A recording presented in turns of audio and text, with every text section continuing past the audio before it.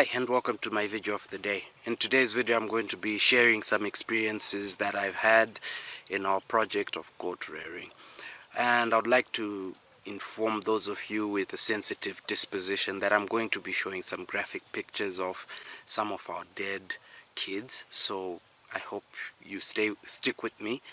But it's a short video and it's going to have a lot of punch. So the first thing I want to share with you when starting a goat project, any project for that matter, is you need to focus on recruitment. See, setting up the project is all fair and fine. You can spend millions building the right structure, planting all the feeds, and then you hire a caretaker who is, for all intents and purposes, an idiot. And that is the end of your project. The end. So recruitment is the most important thing.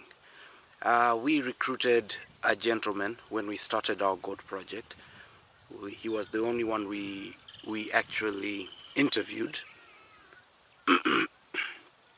And when we interviewed him, he came packed with a lot of knowledge on goat rearing, all the herbs they should eat and all the grasses we should plant. He seemed knowledgeable, to be fair. But there's a difference between a person who speaks well and a person who actually does the work. This man could not do the work. On several occasions you'd see something so basic and point it out to him. For example, there was thatch. We were building a structure and there was thatch left over, so we identified it and said, move it. He didn't. It stood there during the rainy season, started growing mushrooms. The kids that were born during the season started eating said mushrooms and started falling like flies.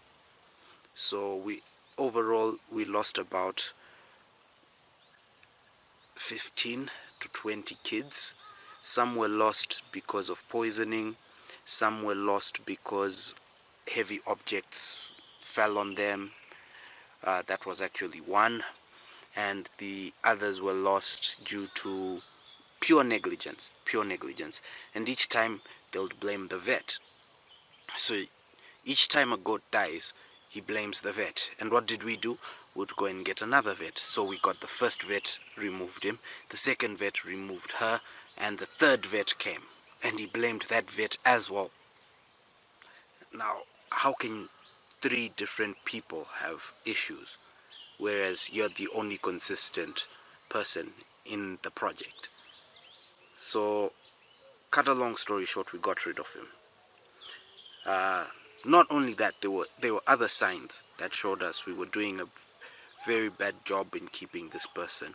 He refused to feed the animal silage and made it rot, and that was a loss of not only animal feeds, but also we lost capital which we had invested in the preparation and the making of the silage, including purchasing the machines for it. Then he made the hay rot. We invested in Chloris Guyana. Luckily it keeps growing like no man's business, but it rot. So regardless of what effort, how much money you put into a project, we even bought a boar goat from Hamisi, and that died after like 3 months. So no matter how much you invest in a project, if you have the wrong people working for you, forget and smile. The project is dead.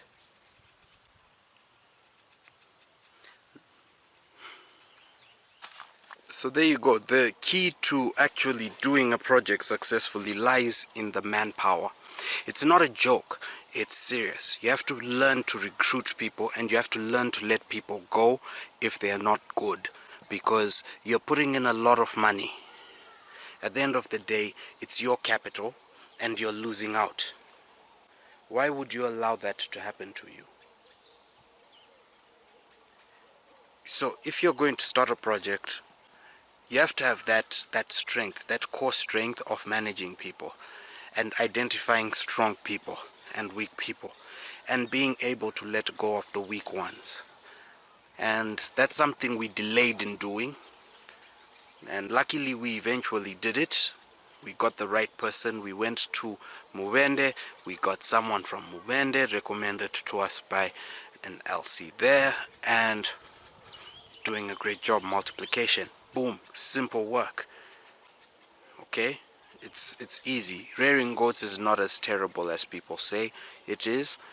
The experiences are usually because you're not on the premises and you've hired somebody who is incompetent, who just wants a paycheck but isn't willing to work for you, or they are not good with animals. You took somebody who was doing very well digging in the garden, and the person who you need is somebody who knows what animals need for them to survive, because they die, they need care. So I hope this video helps you a lot, and I hope I didn't traumatize you. Feel free to comment, share this video with your friends looking to go into goat farming, goat rearing, and even any animal, really. Any animal. Don't hire stupid people. Cheers.